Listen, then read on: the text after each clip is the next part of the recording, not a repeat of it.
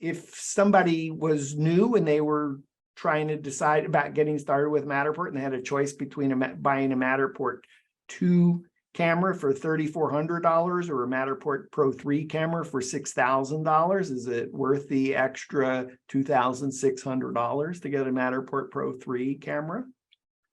Well, I'm as you're talking, I'm looking at a side-by-side comparison of a couple areas in this house that I did. And if you do want to go into quality lightly here.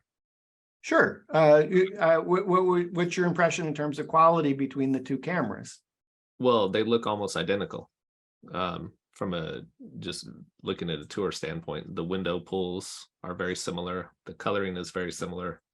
I can't see a huge difference. Mm-hmm. So if you compare quality, which is very similar, if you compare batteries, which aren't really a comparison, and it gets down to pricing, and you got what, 66,000, 6,500, depending on when you bought it for the Pro 3. 33 Matterport Pro 3 camera today is $6,000. If you get the accelerator kit, it's $8,000. If you bought the Matterport Pro 2 camera today, it's $3,400. Yeah. So it would just come down to what your budget is and being able to scan outside versus inside. And then again, another factor is when you're scanning inside, where you have sunlight coming through, pouring on the floor, you got those black marks in the mini map, and you have to do a 360 to 3D conversion on the Pro 2. On the Pro 3, it handles it perfectly. So a few less steps. Some less steps. And then in terms of, we're primarily talking about residential real estate, but you shoot commercial, and I imagine you've shot some commercial spaces that have very high atriums. I imagine you've shot some warehouses that have had hundreds of thousands of square feet and quite a distance. And would that change your thinking about getting a Pro 3 versus a Pro 2 if you shoot large commercial office spaces, warehouse spaces? Definitely. I did a shoot, it was maybe 40,000 square feet with the Pro 2 a few years ago. And from what I remember, I was there 6, 7, 8 hours. It was a long time. And as you've seen from some of my recent videos, when I've done the test on how far you can scan in between, you can go much further with the Pro 3.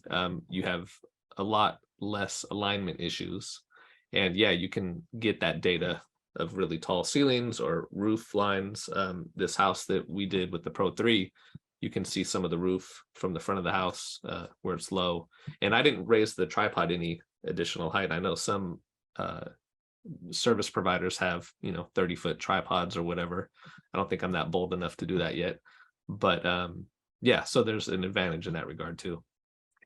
Okay, so if you're just planning to shoot residential real estate, you're only planning to be inside the house, and you're trying to decide between a Matterport Pro 2 camera, Matterport Pro 3 camera, you're not eligible for the classic plan. It sounds like you would say get the Pro 2, save a couple $1,000s.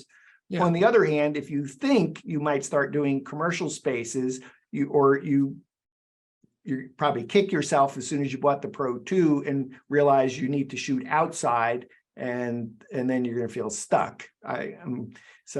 Yeah, it just depends on what your business is. If the majority of it is residential, I would go with the Pro 2 because you can always add a few 360s outside with the Pro 2, and that's sufficient enough for most agents. If you're doing outdoor spaces, connected spaces, larger spaces, I would pick the Pro 3.